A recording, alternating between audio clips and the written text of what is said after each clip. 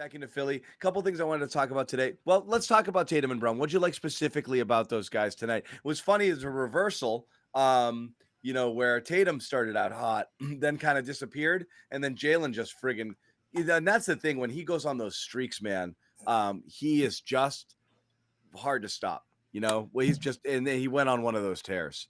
Well, Yeah, that's the and thing. I mean, go ahead, sorry. Jimmy. I was gonna say, you asked what I liked about it. The shots fell. I don't really think they played a whole lot different, to be completely No. honest. It wasn't like they were whipping That's the why ball I'm around. wondering. I don't want to be that jerk about it. Like, was there a huge difference in their style? I thought they were a little bit more decisive. I didn't think they held the ball as long, but there was still some stuff which was one-on-one. The shots were falling, though. Totally. Yeah. Yeah, they should fall. They both shot well for three. I'll give you that, John. I thought they were a little bit more like pointed in what they were wanting to do. I didn't see them like leaving their feet and looking around frantically to like dish the ball off. We talked a little bit about some of the turnovers, and they played like crap in the end of the second quarter, but everybody did. But you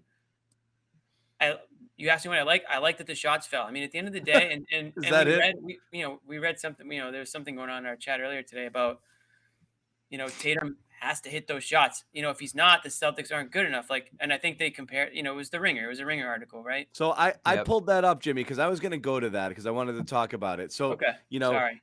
no, but I'm glad you segued there because that's kind of what I wanted to go to is the shots fell tonight, and it might not be more complicated than that. For all the analysis and anything that you'll do to try to break down what it is that's happening with them, at the end of the day, Jayson Tatum specifically is worse at the thing that he was best at a couple of years ago, which is hitting shots in your freaking face.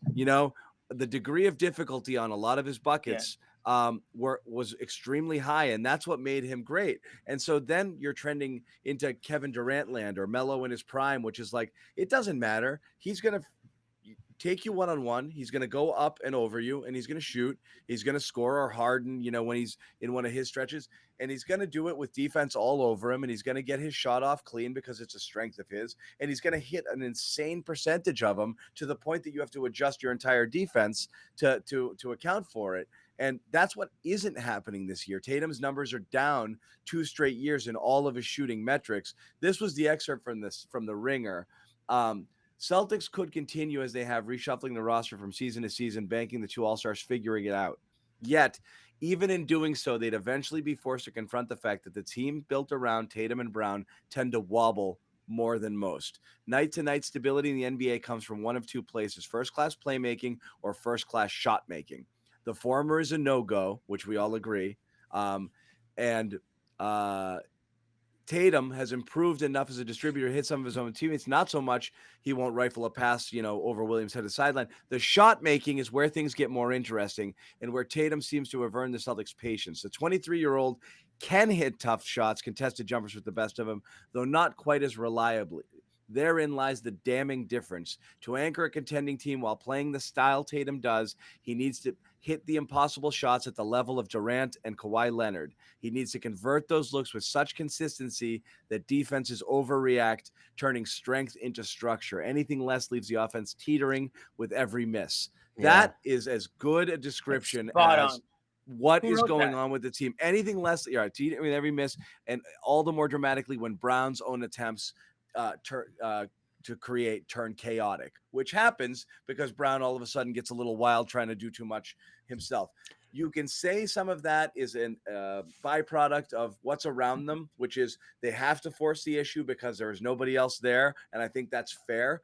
But at the end of the day, it really comes down to just Tatum's just not making as many shots as he was before. And Who if he wrote was, that, John?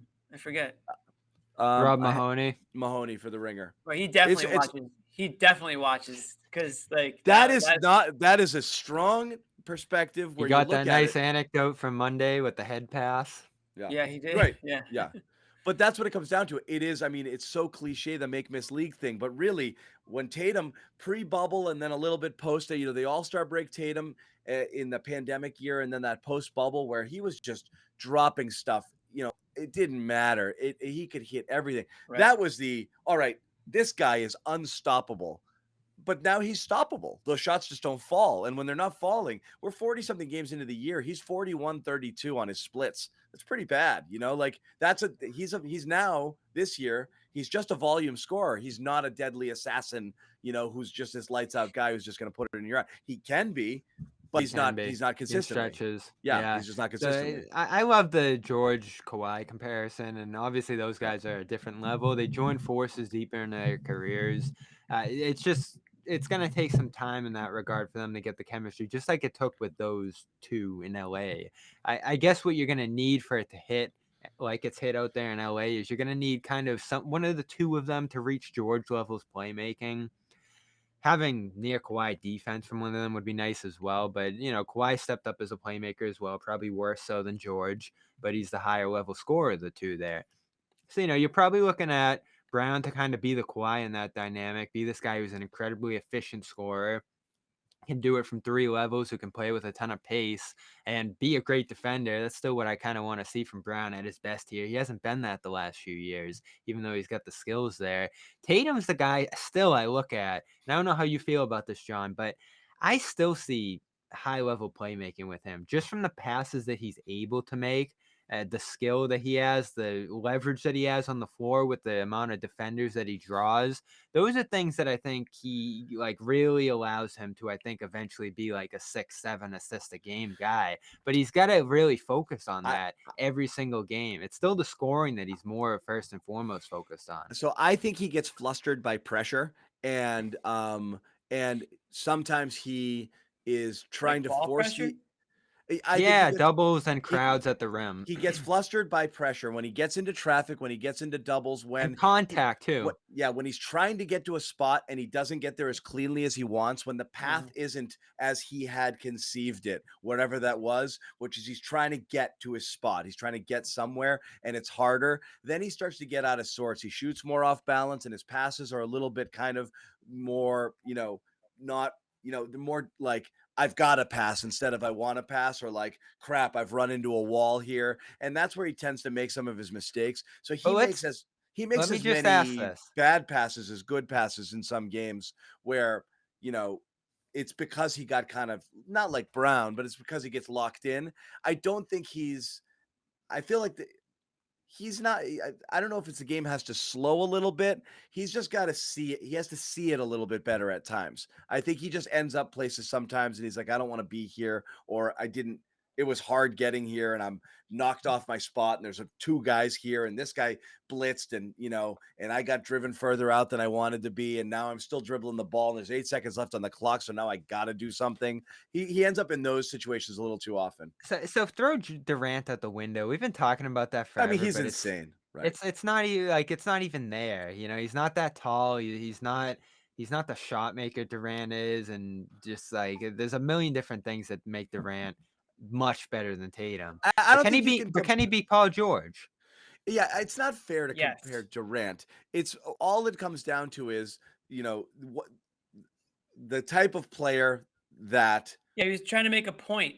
The point yeah. was you can't be Durant, Bobby. That is his point. Like that's why the Yeah. Celtics are what No, they but are we're right now. comparing him to the But wrong he's but person. they're but I'm saying is Tatum is playing a style of game like a Durant, which is Right. clear out, go up, shoot it, and then make it, and everyone's like, oh damn, it's just not happening enough. That's the whole point is Yeah. then you just become a chucker. Unless you're doing it, he has to be a more efficient scorer if he's not hitting those contested shots all the time. Yeah.